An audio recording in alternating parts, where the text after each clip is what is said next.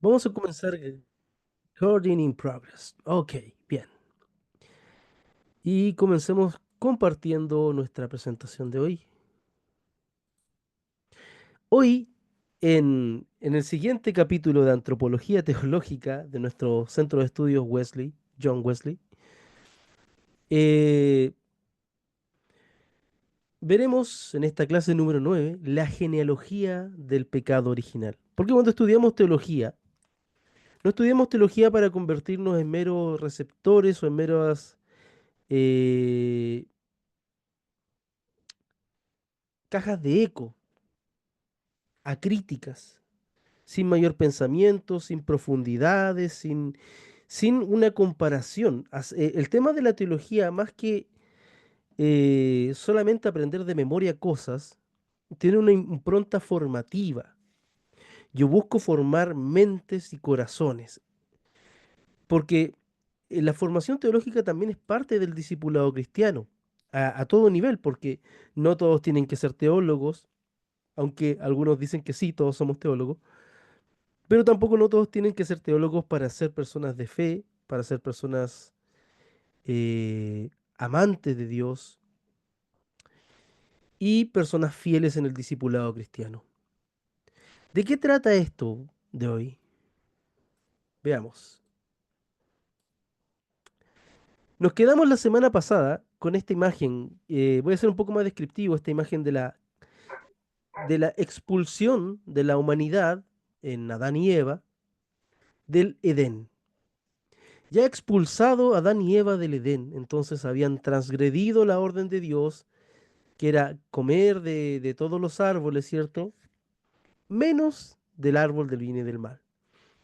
Eva y Adán, Adán y Eva transgreden este mandato y son expulsados del lugar ideal, del estado ideal de la humanidad, del Edén, del Gar Edén en hebreo. Y aquí es donde comienza un problema, el pecado. ¿Qué es?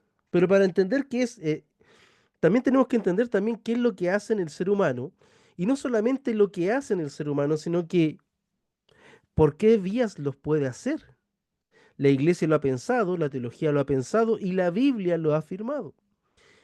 Es muy clásico cuando se habla del pecado y del pecado original, ya esta doctrina tan hablada pero tan poco criticada.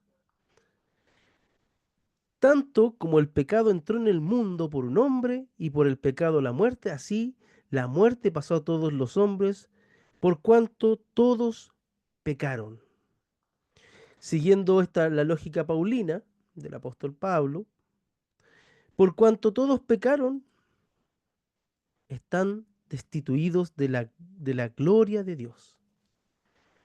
Y este ha sido como una especie de epitafio en la tumba de la humanidad.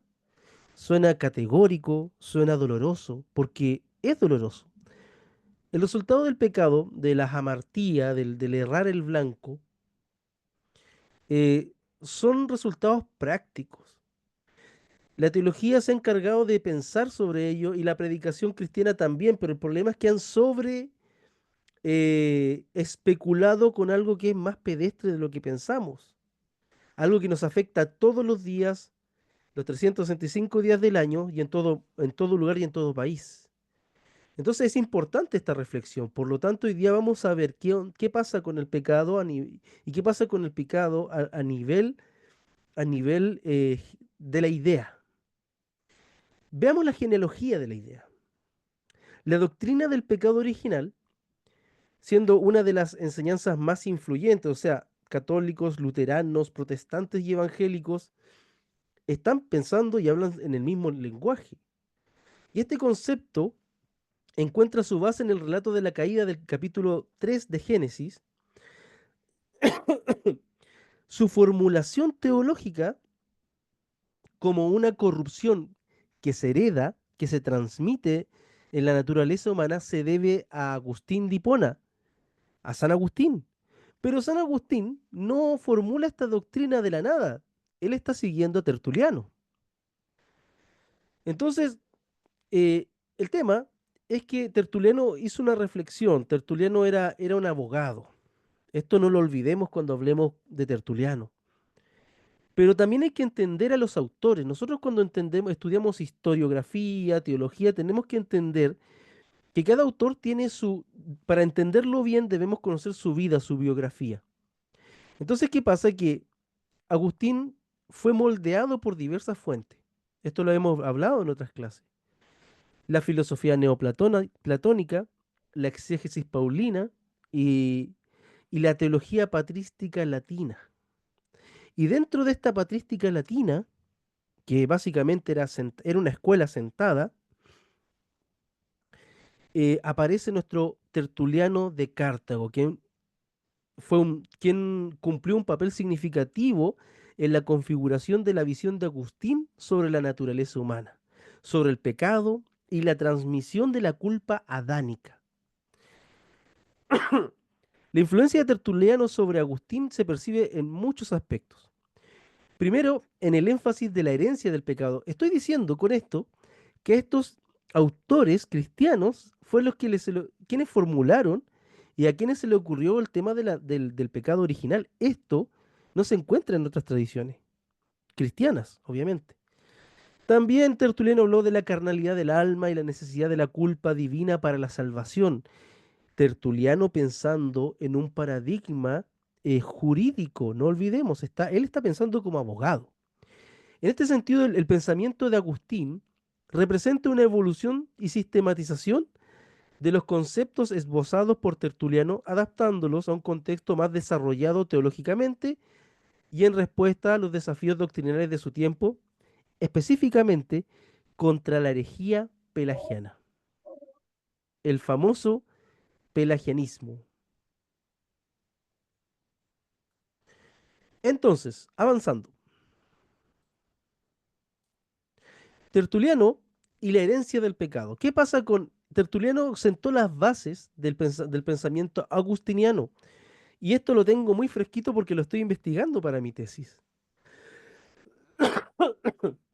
Tertuliano, conocido como el padre de la teología latina, porque él fue uno de los grandes, recordemos clases anteriores en patrística, teología sistemática, Tertuliano vino a darle nombre latino, a formulación occidental a la teología trinitaria que finalmente de Trinitatis quedará ya acuñado junto con San Agustín, el concepto. Entonces, él fue el primero en desarrollar un lenguaje teológico jurídico, jurídico y filosófico, que más tarde influiría en un Agustín con una cabecita cristiana, pero muy influenciado por el neoplatonismo. Una de sus principales contribuciones de Tertuliano fue el concepto de la transmisión del pecado a través de la carne, porque tenemos este relato de Génesis 3, ¿cierto? Entonces, Adán, como cabeza, aquí estamos hablando de la teoría de las cabezas federativas que le encantan a los calvinistas, pero Adán representa a la humanidad en esta exégesis. Entonces, a través de Adán era lógico para estos autores que se transmitiera esta culpa, este pecado. El problema es cómo. Y Tertuliano dice, algunos a través de la carne. El tema es que la carne, en tanto la sarx, en griego, satanizada, de un punto de vista de algo sobre lo cual superar y no algo sobre lo cual redimir, es un pensamiento latino y es un pensamiento de base neoplatónico. Porque para los platónicos, para Platón, lo ideal era lo perfecto. Y lo perfecto estaba en el mundo de las ideas, en lo más allá, en lo metafísico. Y todo lo imperfecto, dominado por el demiurgo, estaba más allá, más acá, en la carne, en la realidad palpable, la realidad aprendida por los sentidos. Entonces Tertuliano sostiene que el alma humana es transmitida junto con el cuerpo a través de los padres, lo que significa que la culpa del pecado de Adán también se hereda, obvio, ojo, estoy hablando de la lógica de Tertuliano. Él afirmó, toda el alma es engendrada junto con la carne y toda el alma es culpable porque toda el alma estaba en Adán cuando pecó. Y aquí está haciendo una proyección desde Adán como cabeza federativa hacia toda la humanidad. Y este pensamiento encontrará eco en las siguientes generaciones, específicamente de Agustiniano. Y recordemos, Lutero era agustino y también Calvino tenía una inclinación profunda sobre el Agustín. Básicamente, Agustín fue quien dominó hasta antes de Tomás de Aquino. Él es un doctor de la Iglesia Católica. Entonces, el pensamiento de Agustín dominó por muchos siglos el cristianismo. Ahora, este concepto, a ver, permítame,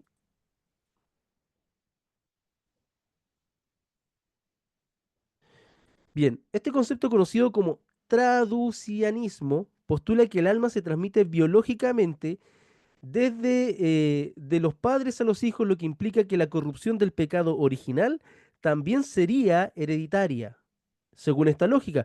Hermanos, vamos acordándonos que en teología, en ciencia, no se habla de afirmaciones taxativas, sino que estamos hablando, aquí estamos llevando a la palestra esta genealogía de este pensamiento respecto al pecado original. ¿Ya? Entonces, Tertuliano postulaba que esto era biológico, ¿cierto? La carne, el alma se transmitía a través de la carne, lo que implicaba que esta corrupción era hereditaria, y en esto Agustín no adoptó plenamente la idea, sino que la usó para argumentar en contra de los pelagianos. Recordemos que cuando uno está en guerra o en un estadio apologético, muchas veces los argumentos se exacerban a favor, en desmedro de nuestra humanidad y a favor de los argumentos propios, porque yo estoy peleando para afirmar que mi idea es mejor que la tuya. Entonces, en toda esta lucha que le llevó la vida a Agustín, se dieron énfasis y se exacerbaron los énfasis. Bueno, los pelagianos, según dicen los enemigos de los pelagianos, que lo que más tenemos, ellos negaban la transmisión del pecado original. Para Agustín, la caída de Adán no solo afectó su relación con Dios, sino que corrompió su propia naturaleza y la de toda su descendencia. Él afirmaba que toda la humanidad estaba en Adán como un solo hombre cuando cayó y en él todos han pecado. Vuelvo a decirlo, estas son afirmaciones exegéticas de la época, pero la Biblia, lo veremos más adelante en esta misma clase, no me demuestra ser tan negativa respecto a la antropología. Entonces, este razonamiento de que toda la humanidad está en Adán como un solo hombre cuando cayó, es un razonamiento, es una ampliación de la premisa de Tertuliano. Sin embargo, Agustín introduce el concepto de la culpa imputada a la humanidad. Agustín exacerba el argumento juridicista de Tertuliano. La culpa se le imputa. No es solamente la desfiguración del pecado y del mal, sino que es una culpa imputada, mientras que Tertuliano enfatizaba más en una corrupción ontológica del alma y del cuerpo. Ontológica, es decir, esencial del alma y del cuerpo. Y aquí estamos viendo rasgos de un pesimismo antropológico que a mí me pasma, me genera eh, cringe, como dicen los chiquillos.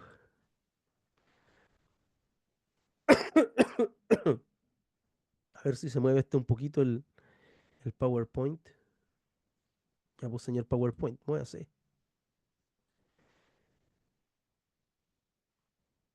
No pasa nada, a ver, si me Creo que es permiten. Ken Wilson quien señala que lo que hace Agustín es reinterpretar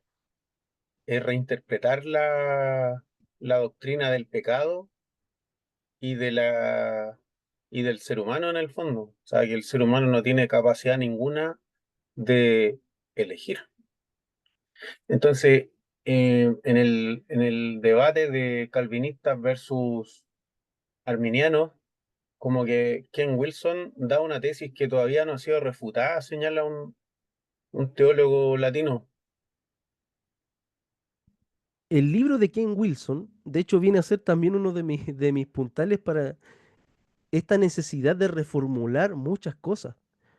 Tenemos que entender, por eso cuando uno enseña patrística hay que entender no solamente lo bonito o patrología, que son dos materias distintas, ojo, eh, hay que entender que las esencias, hay que entender las luchas, hay que entender muchas cosas de la época para poder entender la época. Esto se aplicó por mucho tiempo en las ciencias de la historia y también se tienen que aplicar en la teología. Por eso hay que entender primero el principio de que toda teología es contextual.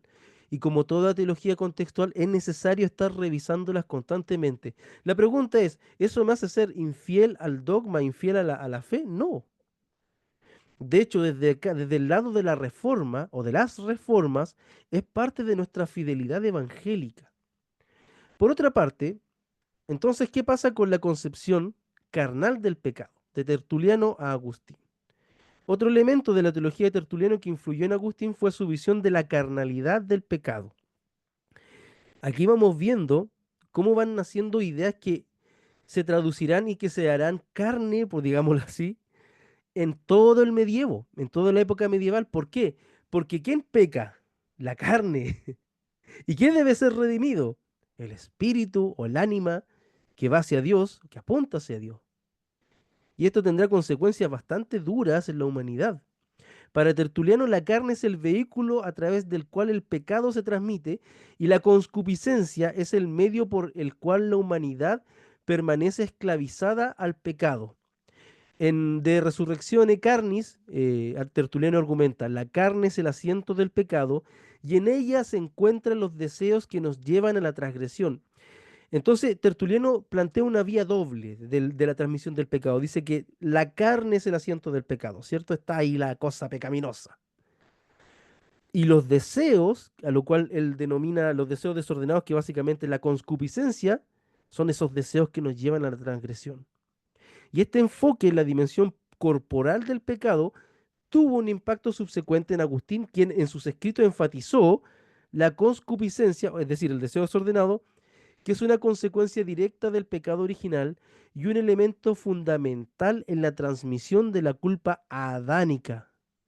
Agustín declara en contra Julianum, la concupiscencia es el testimonio de nuestra naturaleza caída, es el recuerdo persistente de que hemos sido engendrados en el pecado y necesitamos la gracia para ser restaurados. Este pesimismo antropológico aquí inicia, pero se va exacerbando cada vez más. La pregunta que esto nos llevará o sea, espero que esto nos genere muchas preguntas. Ya, por favor, vaya anotándolas, escribiéndolas, porque estos son como los filones que nos permiten luego ir viendo las consecuencias históricas de estas doctrinas, porque en la medida que va pasando el tiempo, estas doctrinas no hacen más que su exacerbarse. Entonces, Agustín desarrolló un marco más teológico para la concupiscencia, para el nivel mental del pecado, por decirlo así, dentro de su antropología cristiana. Su insistencia en que la carne lleva consigo la inclinación al pecado refleja la influencia clara de Tertuliano. Ahora, ¿qué había en la cabecita de Agustín? Veamos, ¿qué pasa con el neoplatonismo? Eh, ellos creían en la existencia de un demiurgo como padre, creador y hacedor de todo, ¿cierto? Esto lo afirma Plotino. Creían en la existencia de un mundo más allá del físico, más allá del terrenal, que sería el mundo de las ideas y que estaría situado en un plano superior. Y que todos, y esto, ojo, por favor, esto ténganlo en cuenta para entender a Tertuliano y para entender mejor a Agustín. Todos somos almas aprisionadas que proceden del mundo de las ideas, que son inmortales y que son juzgadas después de la muerte. Y esto es lo que estaba en la cabeza de Agustín. Entonces, de aquí, este cuadro lo vimos la semana pasada.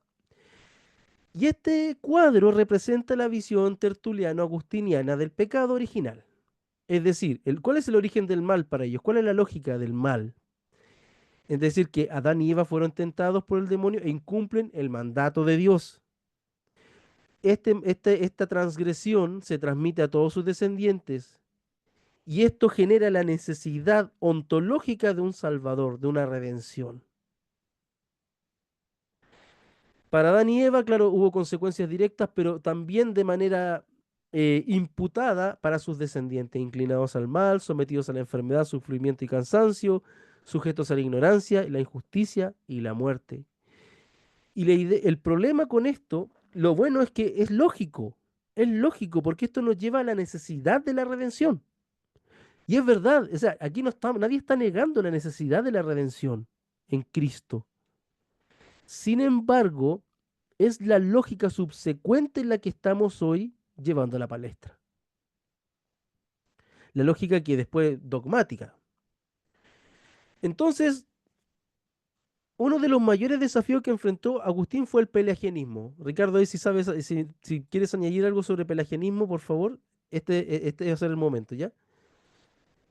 Eh, de las doctrinas promovidas por Pelagio, que era un presbítero, ¿cierto? Creo que no tengo bien, sino que de África, era un presbítero que negaba la transmisión del pecado original y afirmaba que o sea, excursus, a los que somos arminianos se nos tilda de pelagianos, que no lo somos.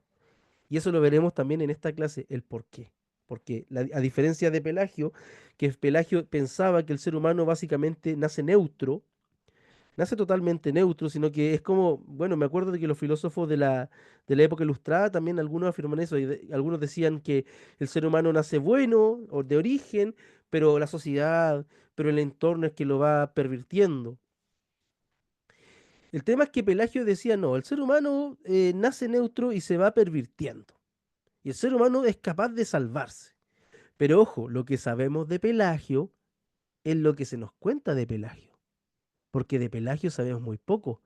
Porque de él se quemó todo lo que se pudo. Entonces Igual se hay un dice de elemento Pelagio. importante. Dime, Lo dime. que quería añadir a lo que agregando que sucede con tanto con Agustín como con Pelagio, que ambos eran seguidores de Platón. Entonces, es como el uno al otro se trata de hereje. O sea, Pelagio le dice, no, estás equivocado, y Agustín dice, sí, tú estás equivocado. Entonces, son en el fondo debates, antiguamente era debates entre gnósticos. Entonces, hoy día, si bien uno no puede tildar a los hermanos calvinistas de maniqueos, ellos en varias oportunidades nos han tratado a los arminianos de semi-pelagianos. Entonces, ese extremo viene a ser una cuestión muy sectaria, que se da mucho en las sectas gnósticas, de las cuales em, tanto los maniqueos como los otros sectarios se trataban a sí mismos. Ese es el problema que podemos ver hoy en día en las redes sociales con estos famosos apologistas de internet que tienen menos Biblia que una mezquita. Porque estos tipos se ponen a generar debates para los cuales no tienen ni la preparación, ni el alma, ni la disposición de generar un consenso. Y bien, como dice Ricardo, el tema de que Pelagio y Agustín ambos eran platónicos. Y el problema es que, a ver, usted dirá, bueno, entonces estos no son cristianos porque vinieron a ensuciar el prístino cristianismo. No, no, no, no, no. Pelagio y Agustín eran hijos de su tiempo, era la filosofía que se hablaba, era la lengua franca, o sea, tú no puedes culpar a la gente de hoy que quiera hablar inglés o chino mandarín, porque básicamente son dos lenguas que hoy te llevan a mejores negocios, te pueden mejorar la vida, qué sé yo, es parte del zeitgeist. El zeitgeist es el espíritu de su tiempo como concepto en el alemán. Ahora, para Agustín esta enseñanza era una negación del Evangelio. Y es bien lo que dice Ricardo, estamos hablando de posiciones exacerbadas por el fragor de la batalla. Aquí no había una disposición verdaderamente cristiana a dialogar. Aquí era la batalla. Yo tenía que minimizar al otro. ¿Por qué? En la lógica de Agustín, porque según Agustín, esta lógica pelagiana minimizaba la necesidad de la gracia redentora de Cristo. Dejaba de ser lógico, básicamente. En respuesta, Agustín desarrolló una visión del pecado original que enfatizaba, volvemos a lo mismo, que toda la humanidad es culpable. Él dice, no, toda la humanidad es culpable. ¿Y cómo? En Adán.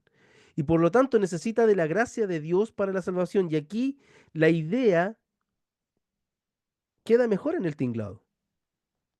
Y aquí es donde la influencia de Tertuliano se hace aún más evidente. En De Baptismo, Tertuliano defendió la práctica del bautismo infantil, argumentando que incluso los niños nacen con la mancha del pecado. Por eso la Iglesia Católica, cuando habla del bautismo, está hablando de regeneración. Porque con el bautismo de bebés, ¿qué se borran en la lógica católica romana? El pecado original. Nadie es libre del pecado original, ni siquiera el recién nacido. Esto me recuerda mucho a Paul Washer. Por ello, la iglesia bautiza a los infantes para la remisión del pecado heredado de Adán. Ojo que esta es una perspectiva, ¿ya? Que veremos más. Entonces, sigamos hablando de Agustín. Agustín adopta y amplía este argumento estableciendo el bautismo como requisito esencial para la remisión del pecado original. En De Peccatorum Meritis et Remissione afirma, si el pecado original no existe en los niños, entonces el bautismo sería innecesario. Pero la iglesia ha recibido la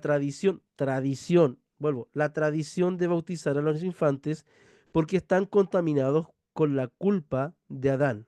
Y ojo que esto no tiene nada que ver con la visión pactual. La visión pactual se sostiene mejor sobre una plétora de otros textos. Aquí estoy hablando de otra cosa, pero no quiero mezclar. Ricardo me entiende.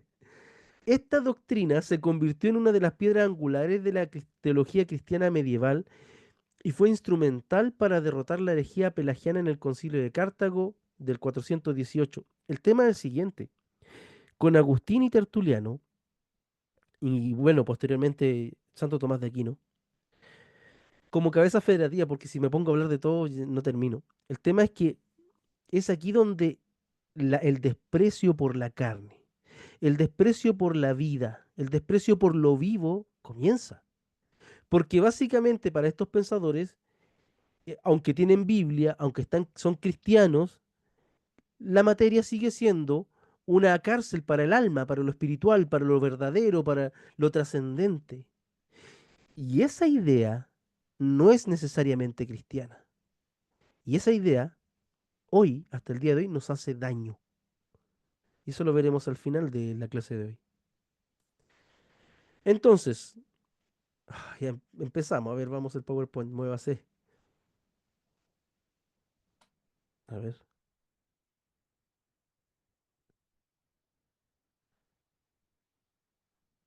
¿Se ve, estimados? Uy, ahora se movió, pero demasiado. Ya. Entonces, si bien Tertuliano y Agustín tenían muchas cosas en común, también hay diferencias. Y generalmente también hay que entender que el desarrollo intelectual en toda ciencia y en todo espacio de la vida y del conocimiento humano pasa así. El maestro le enseña al discípulo. El maestro cuando es muy genial, eh, genera discípulos geniales. Y estos discípulos geniales generalmente tienden a perfeccionar o a mejorar o a estancar el pensamiento de su maestro. Lo que yo afirmo le pasó a Calvino. Los seguidores de Calvino no eran tan geniales como Calvino y no lo supieron entender bien. Y aquí hay diferencias, lo que pasó también con los discípulos de Lutero, que eran mucho más moderados en su carácter, como Melanchthon, Philip Melanchthon, que era mucho más moderado en la reforma, con el énfasis reformador. Entonces, a diferencia entre Agustín y Tertuliano es que Agustín adoptó elementos del pensamiento de Tertuliano, pero también se distanciaba de varios aspectos clave. Por decir, para Tertuliano, el alma era, él era traducianista, es decir, creía que el alma se transmitía junto con el cuerpo. Y eso era muy de la época. Antiguamente se pensaba en esa época que si a ti te cortaban un brazo, en la guerra, X lo que sea, tú perdías parte de tu ánima. Por eso se veía a los cojos y a los mancos, se les veía como gente siniestra. Eso era parte del pensamiento de la época. En cambio, Agustín optó por una posición más incierta, ya a veces inclinada al creacionismo del alma, argumentando que Dios crea cada alma individualmente. El problema es el siguiente: ¿cómo evidenciamos en el año 2025 esto? ¿Dónde comienza el alma y dónde termina el cuerpo? que ha sido el debate que todavía está en curso. Segundo punto, el énfasis en la gracia. Tertuliano creía una visión más legalista de la salvación en la que la obediencia estricta jugaba un papel central. Tertuliano el abogado. En cambio, Agustín profundizó en la necesidad absoluta de la gracia divina. Ojo. Entonces, porque para Agustín el ser humano estaba tanto en el cuerpo como en el ánima pervertido.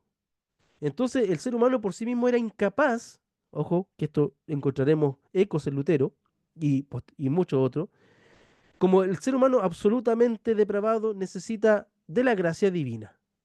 Y esta gracia divina vendrá a salvar al ser humano y a restaurarlo hasta cierto punto.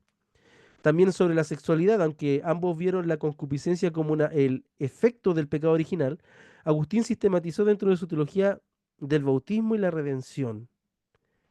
Es decir, en el bautismo había cierta redención y remisión de este pecado, de esta concupiscencia. El problema es que aquí no estamos hablando de nada empírico, estamos hablando de especulación piadosa, importante, bíblica, pero muy limitada. Ahora vamos, como buenos protestantes herederos de la Reforma, vamos a la parte que dice la Biblia. ¿Qué dice la Biblia? Veamos textos que afirman la doctrina del pecado original y textos que lo refutan, ¿ya? Entonces veamos los textos que utilizó Agustín de Hipona, Lutero y Calvino para argumentar que el pecado original ha sido transmitido a toda la humanidad desde Adán y que todos nacemos en un estado de corrupción y condenación. El primero está en Génesis capítulo 3 del 6 al 7 y esto lo hemos visto, la caída de la humanidad. Y vio la mujer que el árbol era bueno para comer y que era agradable a los ojos y árbol codiciable para alcanzar sabiduría, y tomó de su fruto y comió. Y dio también a su marido, el cual comió así como ella. Entonces fueron abiertos los ojos de ambos y conocieron que estaban desnudos. Entonces cosieron hojas de higuera y se hicieron delantales. Este pasaje hace un énfasis en la desobediencia de Adán y Eva y el impacto, es decir, ¿qué sintió Adán y Eva? El impacto inmediato de la transgresión fue la vergüenza, la separación de Dios y la pérdida de la comunión original con el Creador. Otro texto clásico de Romanos 5:12, por tanto, como el pecado entró en el mundo por un hombre, y aquí estamos hablando de la teoría teológica de las cabezas federativas, y por el pecado de la muerte, así la muerte pasó a todos los hombres por cuanto todos pecaron. Esto es Biblia. Y esto nadie lo puede negar. Yo no lo puedo negar, tú no lo puedes negar, nadie lo puede negar, siguiendo al gran profeta Bombo Fica. Este versículo entonces ha sido clave en la formulación del pecado original. Agustín sigue la línea paulina aquí y afirma que todos los seres humanos han heredado el pecado de Adán y lo que implica una caída de la naturaleza y una tendencia innata al mal. El Salmo 51:5, ojo que generalmente no se hace doctrina de los salmos ni de los proverbios, no se hace doctrina en teología. Pero bueno, aquí vamos en favor del argumento. He aquí, en maldad he sido formado y en pecado me concibió mi madre. Esto también se verá en Macabeos y creo que en Sirácida, en los deuterocanónicos. Y este versículo también sugiere que el ser humano nace con una inclinación al pecado. Pero ojo que aquí en el Salmo 51 está hablando, es un pecado de arrepentimiento, es un pecado de contrición. Por eso, ojo, cuando vemos los salmos, hay que evitar hacer doctrina sobre los salmos si es que la Biblia no nos dice, el pasaje bíblico, que se utilice. Hay que tener cuidado porque el género poético tiene otras reglas, ya exegéticas. Efesios 2:3, entre los cuales también todos nosotros vivimos en otro tiempo los deseos de nuestra carne, haciendo la voluntad de la carne y de los pensamientos, y éramos por naturaleza hijos de ira, lo mismo que los demás. Y o sea, todos estos pasajes dicen, la humanidad sí es pecaminosa por naturaleza. Todos los seres humanos nacen en un estado de separación de Dios debido a la herencia del pecado de Adán. En 1 Corintios 15:22 dice, Porque así como en Adán todos mueren, ¿qué pasa? También en Cristo todos serán vivificados. Pero aquí Pablo hace un paralelo entre Adán y Cristo, y no necesariamente que exegéticamente quiere apuntar a esa doctrina, sino que él está haciendo un paralelo. como en Filipenses cuando utiliza una doxología para establecer doctrina. Por eso hay que tener cuidado con la teología sistemática, porque la teología sistemática junta los textos que hablan del mismo tema y busca darles coherencia. Pero eso no significa necesariamente que esa interpretación sistemática sea fiel a la doctrina, o perdón, fiel a la teología del texto en sí. Ojo con eso. Que eso a muchos confesionales se les olvida, ¿ya? Textos bíblicos que refutan la doctrina del pecado original. Entonces, y aquí están las escuelas, a ver, las escuelas anabaptistas, arminianas y ortodoxos orientales han argumentado, principalmente ellos, y después todos los sucedáneos, han argumentado que la Biblia enfatiza la responsabilidad personal, porque si estamos totalmente depravados, entonces, ¿qué responsabilidad le cabe a un hombre que está condenado? Si el ser humano es depravado por naturaleza, entonces, ¿qué responsabilidad tiene por sobre su depravación? Ya nace condenado. Y ese es el problema cuando exacerbamos ese punto.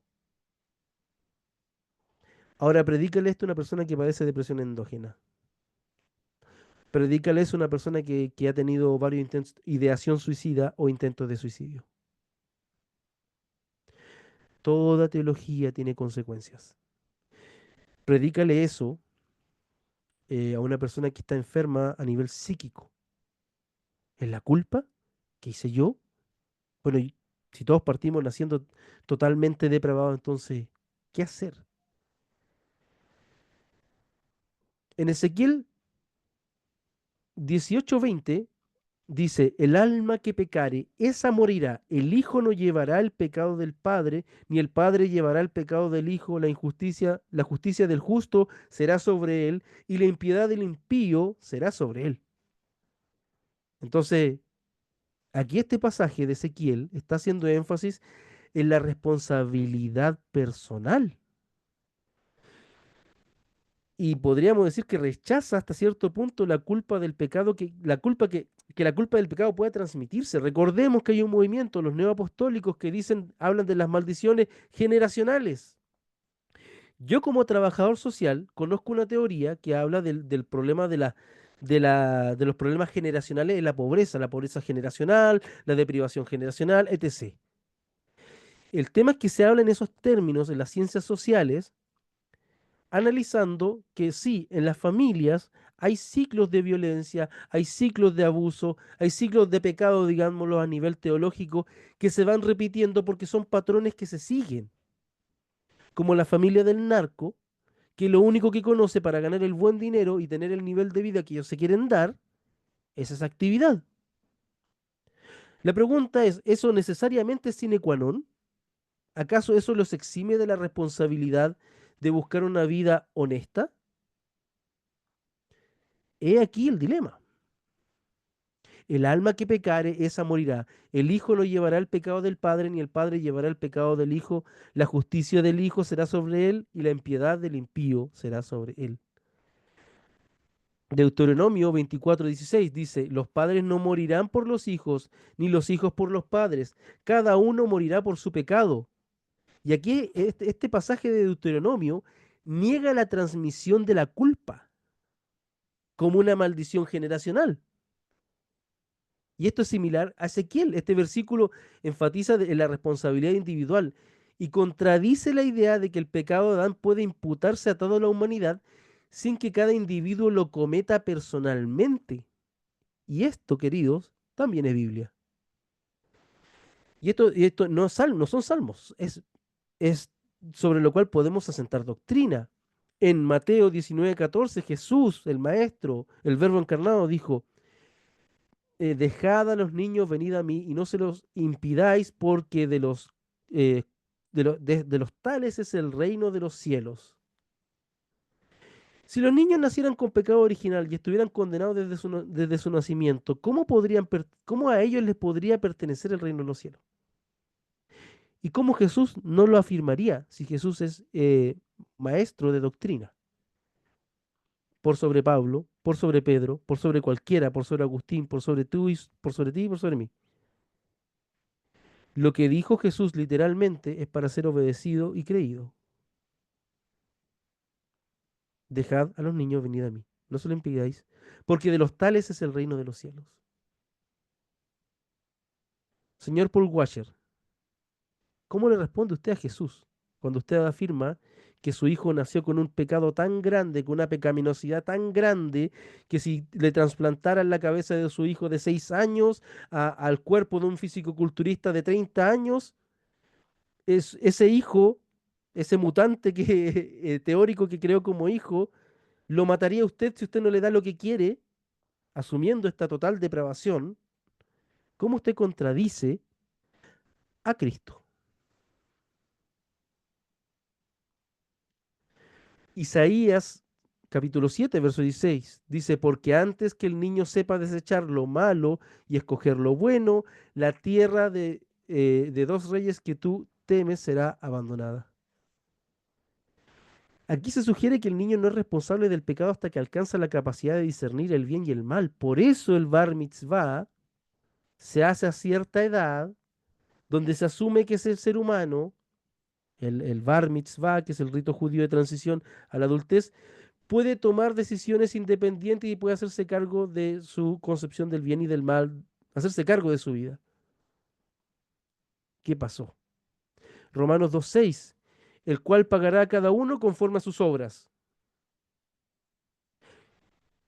Si Dios juzgará a las personas conforme a sus obras, ¿por qué no las juzgas conforme al pecado adánico? Y esto está en Romanos, es texto paulino. Es decir, y este texto sugiere que el juicio de Dios se basa en acciones personales, no en la herencia del pecado. Es decir, cada persona es responsable ante Dios de manera individual. Y también algunos afirmarían que de manera colectiva.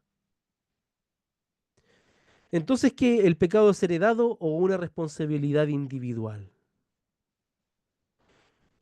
Históricamente, la doctrina del pecado original ha sido adoptada y sistematizada por Agustín de Hipona y a su vez el catolicismo medieval y la reforma protestante. Pero hay otras escuelas, como los anabaptistas, ortodoxos, orientales, wesleyanos, arminianos, que han enfatizado más la idea de la responsabilidad personal y la gracia previniente. Pero ojo, sin negar, porque tampoco podemos negar la inclinación que tiene el ser humano hacia el bien, o perdón, hacia el mal y hacia el bien. En la perspectiva wesleyana, esto lo vimos la semana pasada, existe el concepto de gracia previniente y la restauración progresiva. Para el wesleyanismo, la caída introdujo una corrupción radical en la humanidad, es decir, no se sale de la reforma, no se sale del pensamiento agustiniano hasta cierto punto.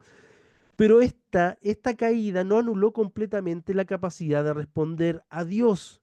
John Wesley, aunque aceptaba la doctrina de la depravación total, enfatizaba el papel de la gracia previniente. Según Wesley, Dios no ha abandonado a la humanidad en su estado de pecado, sino que ha provisto una gracia que antecede la conversión, haciendo posible el arrepentimiento y la fe.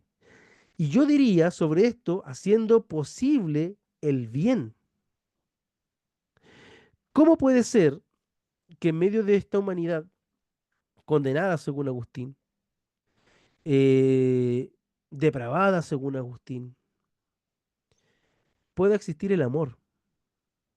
Porque negar que el amor pueda existir en la humanidad es negar a Dios. Wesley sostiene que, aunque la imagen de Dios en el hombre ha sido desfigurada, no ha sido completamente destruida. La gracia de Dios trabaja incluso en los más caídos, llamándolos al arrepentimiento y la restauración. Esta concepción se aleja de la idea calvinista de una depravación total e irreversible. Wesley creía en una sinergia, en una cooperación entre la gracia divina y la voluntad humana.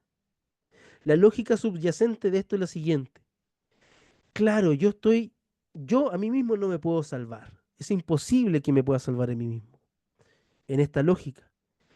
Sin embargo, Dios nos ha dotado de la capacidad de tomar decisiones. Porque incluso si seguimos la línea tertuliana, Si nosotros estamos incapacitados para tomar buenas decisiones y malas decisiones, es imposible que se nos pueda imputar mal alguno. Solamente debería haber condenación. ¿Por qué? Porque si el ser humano es totalmente depravado, no podría hacer nada bien por sí mismo, ni siquiera decidir nada. O sea, sería un autómata para el mal. Básicamente un orco de Mordor. Pero ¿qué pasa? Vemos que Dios, con quienes salimos a predicar, quienes hacemos el trabajo de predicar, de hablar de Cristo, de hablar del Señor, de invitar a la gente a la salvación, nos damos cuenta de que el Señor entra en relación con personas que asumen su pecado, sí, pero quieren vivir una vida nueva en Cristo. Hay algo de la voluntad humana. Hay una cooperación, pero siempre la iniciativa es divina. Entonces Wesley creía en una cooperación entre la gracia divina y la voluntad humana, permitiendo así una santificación progresiva, lo que está en comunión con el pensamiento de la Iglesia Ortodoxa Oriental. El concepto de la teosis. Para la Iglesia Ortodoxa, quien se acerca a Cristo, ¿cierto? Se arrepiente de sus pecados. ¿Y qué dice la palabra? ¿Quién es el modelo? Jesucristo. Entonces, acercándonos continuamente a Jesucristo, quien es la estatura del varón perfecto, citando la Escritura. ¿Y a eso cómo le llamamos? Los ortodoxos le llamaron teosis. Mientras más me acerco a Dios, a Cristo, más me parezco a Cristo y de alguna manera sufro ese proceso de regeneración. Wesley lo entendía de esta manera. En cambio, Calvino veía la regeneración como un acto monergista, es decir, exclusivamente de Dios. Pero Wesley enseñaba que la respuesta humana a la gracia era esencial para la transformación de la vida cristiana. Entonces, ¿qué piensan los arminianos? Bueno, Arminio es anterior a Wesley, ¿ya? Y aquí Arminio es un reformado, él es un calvinista. Solamente que como buen calvinista, como buen reformado, él afirmaba su doctrina en la Biblia, porque él era profesor de teología bíblica, más que en el dogma. Y el problema que yo identifico como profesor, y quiero decirle, es que yo veo un problema del dogma. Porque el dogma no solamente se afirma en las escrituras, se afirma en las escrituras, en la tradición, en los concilios, ¿cierto? El problema es que la misma reforma nace por los problemas de los concilios que con el tiempo cuando salieron de los temas esenciales y comenzaron a hablar de básicamente tonterías, se empezaron a contradecir. Un concilio y un papa contradecía a otro papa. Entonces, la irrupción de la reforma diciendo no, ahora tenemos que volver a las escrituras, ad fontes, tenemos que volver a evaluar todas las escrituras. Y Jacobo Arminio es ese ejercicio. Bueno, desde la perspectiva arminiana, el pecado original afectó profundamente a la humanidad, pero no destruyó la capacidad de responder a Dios, porque eso está en las escrituras, en los pasajes que hemos visto. Los pasajes bíblicos nos dicen, sí, existe algo que se transmite desde Adán, sí, no lo podemos negar.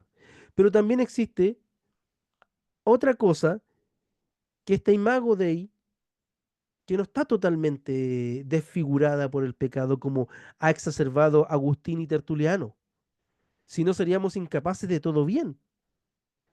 Arminio rechazó la noción de que la voluntad humana estuviera completamente esclavizada y enfatizó que Dios ofrece una gracia suficiente para que todos elijan, para que todos puedan elegir la salvación. Y en su obra La justificación por la fe, él dice, el pecado de Adán trajo corrupción a la humanidad, pero la misericordia de Dios no ha abandonado al hombre. Su gracia es suficiente para que todos puedan optar por la vida eterna.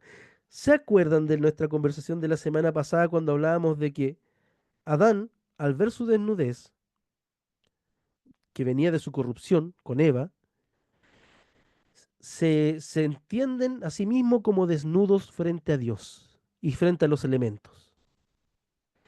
¿Y qué hacen? Buscan una solución con hojas y cosen hojas para hacerse una túnica de hojas. Pero ¿qué hace Dios frente a esa acción? La túnica se iba a secar y se iba a caer.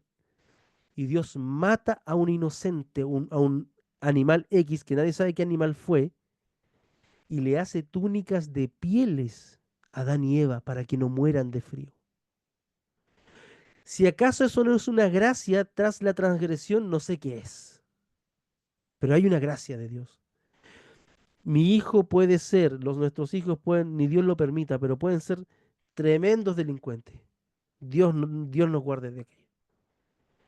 Pero nunca van a dejar de ser nuestros hijos. Y si vuelven de sus pecados, nuestra casa será su casa. Dígame que no. Para los arminianos, la gracia de Dios capacita al ser humano para tomar una decisión libre y responsable en cuanto a la salvación, pero ni Arminio ni Wesley nunca negaron que estaba esta corrupción, esta depravación. El problema es que no se puede determinar hasta qué grado, porque eso es ontológico, eso es metafísico. No tenemos elementos para medir aquello y quizás no existan. Entonces, esta postura se opone al determinismo calvinista y refuerza la idea de una responsabilidad moral, pues nadie está condenado sin la posibilidad de redención. Y esto también volvemos, es un término jurídico. Y por último, en mi investigación me he encontrado con esto, me han sorprendido para bien, porque los anabaptistas, y aquí tenemos una imagen de nuestro querido Menno Simons, ex sacerdote, luego pastor anabaptista. En contraste, los anabaptistas, en contraste con las tradiciones protestantes tradicionales que eran, hablamos de la reforma magisterial, esta es la reforma radical, los anabaptistas ponen un énfasis en la responsabilidad personal y la vida de obediencia. Para ellos la caída fue trágica, no niegan la caída, pero la restauración es posible a través de la fe activa en Cristo y la vida en comunidad. ¿Por qué? Porque el énfasis anabaptista está en el seguimiento, no tanto en la especulación teológica. Ellos dicen, bueno, Jesús habló y lo que dijo fue dicho para seres humanos. Nosotros somos seres humanos. Y si lo dijo a escala humana, debemos obedecerle. Entonces, el centro de la exégesis anabaptista está en las escrituras, en Cristo como el centro hermenéutico, como la clave hermenéutica, y la obediencia y la práctica como la dirección de toda su exégesis. Y eso hasta el día de hoy. Entonces, ellos hablan en términos prácticos. Y su énfasis está en la responsabilidad personal y la vida de obediencias, no negando la caída, ven la restauración en Cristo, que es posible a través de una fe activa, y la vida en la comunidad, porque ellos, la lucha zwingliana, que luego, la lucha de Zwinglio, que bueno, Lutero no le hizo mucho caso, pero Zwinglio, el énfasis que tenía, que después los anabautistas exacerbaron, fue en que las iglesias fueran comunidades de gente conversa. Y aquí está la diferencia entre las iglesias nacionales y las iglesias locales. Las iglesias nacionales básicamente siguieron la línea constantiniana de añadir gente, básicamente un bautizado era un ciudadano, sin necesidad de corrección, sin necesidad de piedad personal, sin necesidad de estudio bíblico, simplemente se es. Pero para los anabaptistas, no, no, no, señor. Demuéstrenos su seguimiento a Cristo, demuéstrenos su fidelidad, participe con nosotros. Y eso es muy pentecostal. Ese énfasis es muy pentecostal. Menos Simons argumentaba en esto, Cristo nos llama no solo a la fe, sino a una vida de obediencia y pureza. Si verdaderamente hemos sido liberados del pecado, nuestras acciones deben reflejar esa transformación. Para los anabaptistas, la redención implica más que solo una aceptación intelectual de Cristo. Requiere un compromiso práctico con la justicia y la santidad. ¿Creen que el pecado original ha afectado a la humanidad? Sí, pero la gracia de Dios restaura al creyente a través del discipulado y la vida en comunidad. Y más allá no especulan. Hay un dicho menonita muy antiguo que era hablar donde Cristo habla y callar donde Cristo calla. Lo cual, hermanos, me parece muy sano, mentalmente muy sano para la teología. Porque ¿para qué ir más allá de lo que si nuestra fe es revelada? Ya bastante tema tenemos con obedecer lo que se nos revela, con obedecer lo que se nos ha revelado. Ahora, ¿Dónde encontramos nosotros la unidad? Porque aquí vemos pensamientos divergentes, en cosas muy finas, muy teológicas, por decirlo así.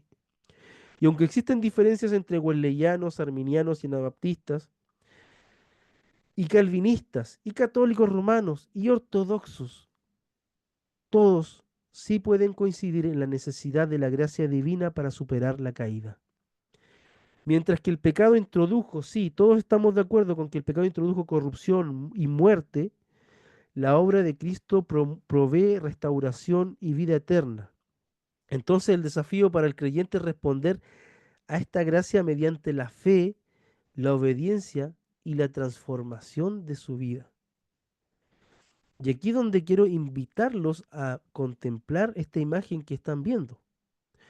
En esta imagen, describiendo para quienes van a escuchar el podcast, vemos un dibujo de la crucifixión de Jesucristo. Está Jesucristo como alfa y omega crucificado en el madero y están los ángeles acompañándole. Y si nos sentamos a contemplar en ese ejercicio antiguo del cristianismo y pensamos en el pecado, yo podría decirles a ustedes, que homo, he aquí el hombre. Y este que homo es la humanidad crucificada. Cuando nosotros hacemos teología y hacemos pensamiento y hacemos nuestros sermones teológicos, como queramos, no debemos sacar, entender de que todo es que como hemos visto hasta ahora, hay una discusión en curso. Y cuando pasan estas cosas, nosotros debemos ser lo suficientemente humildes para llegar al pie de la cruz y pedir misericordia e iluminación. Porque si bien la teología es un ejercicio intelectual que nace de la piedad de una fe revelada, sigue siendo un ejercicio de piedad, sigue siendo un ejercicio espiritual. Hay cosas que yo como docente, yo siempre digo, no sé. Y cuando nosotros entramos a esto de la teología, nosotros entramos a un mundo de incertezas. Entonces, cuando nos pasan estas divergencias de pensamiento, la invitación es a pensarlas, a meditarlas porque cada quien, todo esto es bíblico y todos podemos diverger hasta cierto punto, pero también tenemos que recordar que la cruz nos reúne a todos y todas. Entonces, frente al pecado, frente a la caída y al daño del pecado, la solución está en la cruz. Está en la cruz. Y la invitación es a predicar la cruz de Cristo. Y no solamente la cruz de Cristo, sino que la resurrección, la vida nueva, pero no olvidar, no olvidar la cruz de Cristo, para entender también que eh, aquí está el centro de la historia. Y no olvidar que por mucha especulación que hagamos, es a este ser humano crucificado, porque la humanidad está crucificada por el pecado. Ese Cristo crucificado soy yo debería estar ahí. Entonces todo lo que estamos pensando, especulando, incluso peleándonos, debería ser menguado muchas veces al entender que todo esto es por gracia de Dios.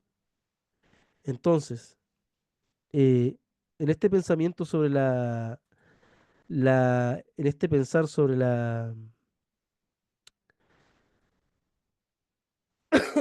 sobre el pecado original y esta que se transmite también. ¿Qué piensas tú? ¿Qué te habla a ti a tu vida?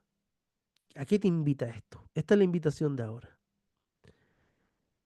¿A qué pensemos no solamente en el pecado que se transmite, también pensemos en la gracia que hizo posible que hoy hablemos de esto y la redención que podemos encontrar a toda esta condición humana caída, crucificada en Cristo.